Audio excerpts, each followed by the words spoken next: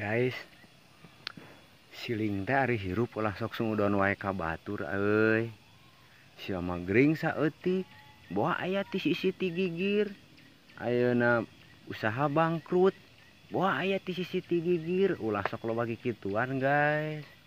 Sia mah ari keur miskin, ari geus keur beunghar tara eling ka Allah teh, ari geus miskin geura kakara eling ka Allah teh. Ari keur sia boga duit puluhan juta, ratusan juta, bahkan miliaran, sia iraha teuing jakat. Coba sia lamun jakat. Sia mah ari hirup hayang hayoh beunghar, hayang terus-terusan beunghar, ari jakat tara.